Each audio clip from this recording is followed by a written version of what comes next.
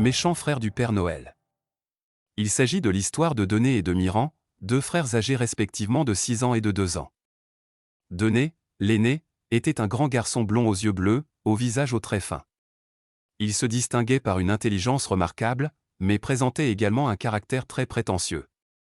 Miran, le plus jeune, lui ressemblait fortement, la couleur de ses cheveux et de ses yeux étaient presque identiques, et l'on aurait pu les comparer à 2 gouttes d'eau. Les différences visibles tenaient essentiellement à sa taille, naturellement plus petite, et à son âge. En revanche, leur tempérament divergeait nettement, Dené était calme et réfléchi, tandis que Miran se montrait très actif et impulsif. Un jour, alors qu'ils jouaient ensemble, un désaccord éclata. Dené voulait imposer ses règles, convaincu d'avoir raison, tandis que Miran, frustré de ne pas être compris, tenta de s'affirmer à sa manière. La tension monta rapidement, les voix s'élevèrent, les gestes devinrent brusques, et la dispute se transforma en cris et en pleurs. Les glandes lacrymales de Miran se mirent à produire des larmes, tandis que Dené, agacé, répondait par des paroles sèches. C'est alors qu'apparut le père, surnommé la Pouque. Ce géant mesurant près de 3 mètres, corpulent, avec une barbe blanche épaisse et vêtue de guenilles, avait été attiré par les cris. Ses capacités visuelles étaient limitées, mais son ouïe très fine lui permettait de percevoir le moindre son.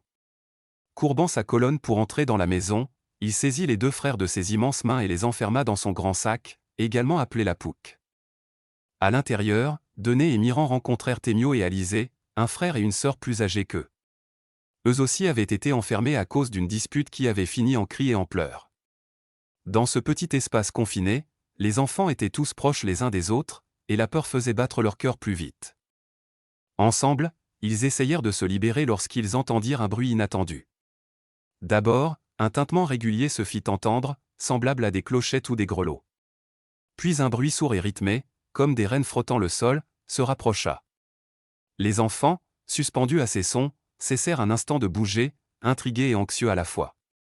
Puis, une voix grave et puissante s'éleva, « Oh oh! Bonjour, mon frère.